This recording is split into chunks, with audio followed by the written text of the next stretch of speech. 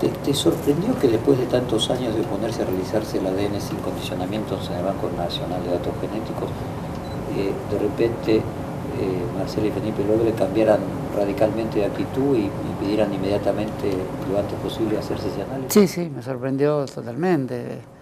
Lo correcto hubiera sido disipar las dudas de inmediato, las que hubiera, sean ciertas o no.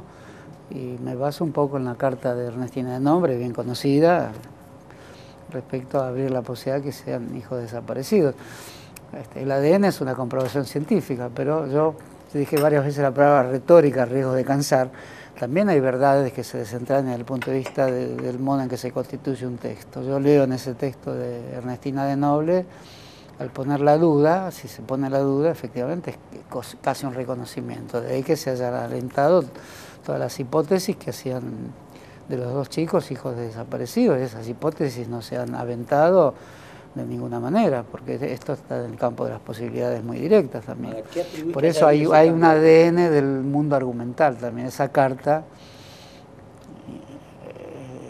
origina dudas en el sentido que sí eran hijos desaparecidos. Hay una responsabilidad en Clarín, en cualquiera de los casos, de haber demorado tanto tiempo en hacer el ADN. Mi pregunta es, ¿y por qué crees que cambiaron de opinión? Así radicalmente. Bueno, es muy difícil saberlo. Lo que escucho permanentemente es que ya lo sabían por algún tipo de investigación previa o de contactos previos que tenían en el banco de datos. Como el banco de datos es incompleto, entonces actuaban sobre la seguridad de que el caso limitado de datos, sobre el cual se iba a hacer la prueba, iba a dar favorable, ¿no? En todo caso es un episodio terrible de la historia argentina, es un episodio muy terrible. En un determinado momento, no antes. O sea, esa certeza. Es muy probable, es muy probable. Es muy probable, pero por eso si esta historia de Clarín se hiciera, es evidente que la cuestión empresarial del papel prensa y la cuestión de la estructura de parentesco en relación a los desaparecidos hace de la historia argentina algo que los historiadores profesionales todavía no están en condiciones de poder contar. Se está contando tumultuosamente a través de diálogos como estos, esa historia. Claro, Horacio, no cabe ninguna duda de que Clarín tendría que haber actuado de otra manera en el pasado en este tema y que esa misma carta que vos contás de Ernestina en el 2003 generaba justificativo marco de sospecha y que tenían que haberse hecho el ADN antes. Todo eso está clarísimo. Ahora déjame también verlo de lado para ser ecuánime de la crítica que se le puede hacer al gobierno. O sea, uno supone, bueno, Clarín se enteró ahora de que no eran hijos de desaparecidos, a nivel, en el momento que se entera, cambia el ritmo, pasa de, en lugar de dilatar todo, a pedir premura. Ahora, ¿cómo se entera? O sea, está claro que algo pasó en los últimos 6 meses que hizo un cambio de estrategia. También el gobierno tuvo un cambio de estrategia. ¿En qué sentido? Y el gobierno, en lugar de apresurar todo, pasó a dilatar todo. Casualmente, después de aquella extracción compulsiva que se había hecho, en el que pareciera ser que ahí fue cuando se enteraron de que no eran hijos. No, eso no podría afirmarlo, ¿no? Pero parece muy razonable también, ¿no? Porque ¿por qué pasó ahora? ¿Por qué pasó en los últimos 6 meses? Justo después de esa extracción compulsiva de material genético, que luego el gobierno dijo que no servía. Parece... Y el gobierno a partir de ese momento, en lugar de apurar, empezó a estirar. Hubo un cambio de... Se produce la extracción compulsiva y a partir de eso los dos jugadores cambian de estrategia. El gobierno empieza a decir, bueno, después empieza a posponer los procedimientos y Clarín los empieza a acelerar. Hay dos malos ahí, ¿no? Porque digamos, ninguno de los dos estaba preocupado por la verdad. Bueno, ya dijimos que la verdad es algo que no puede ser tomado como un enunciado literal. Acá está en juego cuestiones científicas y cuestiones ficcionales. Este es un tema que Raymond Chandler podría haber escrito en uno de sus famosos policiales negros, sin la menor duda. Cuestiones empresariales, de herencia, paternidades, claro, yo me quedo represión. Con el gobierno, porque me parece que el Estado, y aquí es metáfora de lo que pasó también en la década del 70, siempre el gobierno más responsable. Digamos, ante actitudes iguales, siempre el Estado es más importante que un privado, por más poderoso que el privado sea, de cuidar determinadas normas éticas. O sea, un poco lo que el temor es que el gobierno sabía que no eran. Que con esas demostraciones de material genético, el gobierno hace 6 meses que sabe que no son hijos desaparecidos. Y estiraba la situación para llegar a después de las elecciones. Que podría saber que en los materiales disponibles no está la comprobación. Que no eran hijos de desaparecidos, de esos desaparecidos que están en el banco de Porque, digamos, hay un vacío en la explicación que conduce a pensar que lo son, pero ese vacío no es comprobable. O sea, lo no comprobable, que lo tenemos que tener en cuenta también, lo no comprobable por los sistemas científicos como el ADN.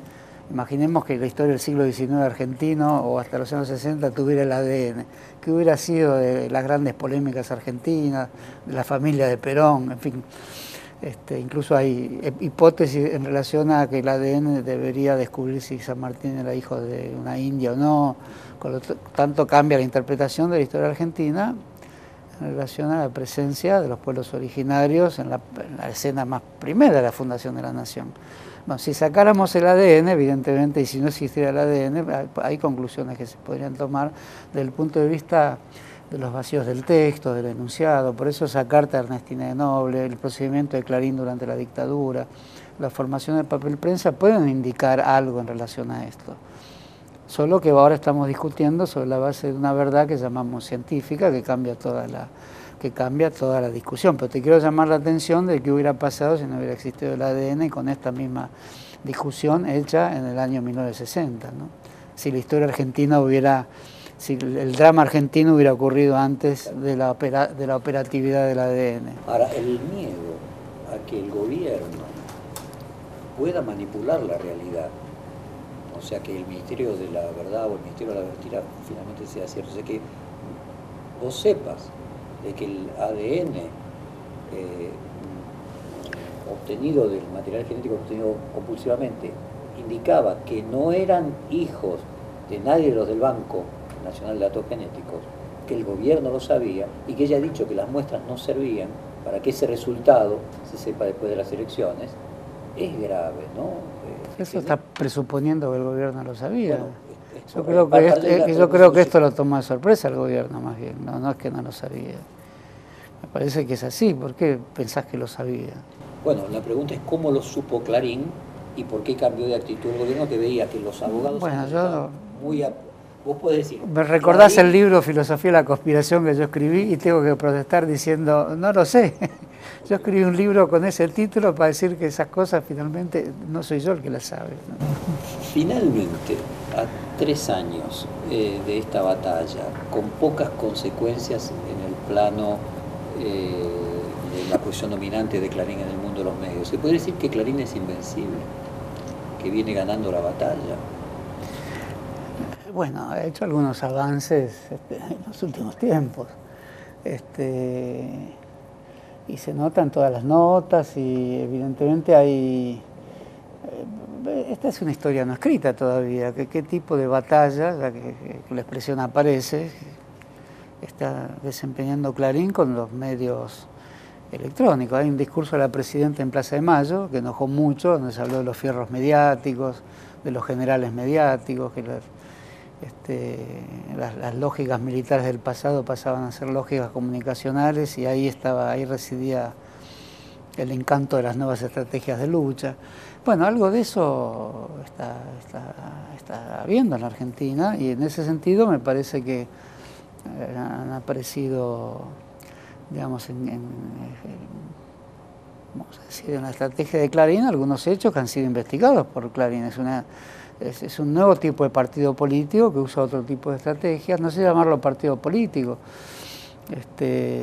Habría que buscar en el siglo XIX ejemplos de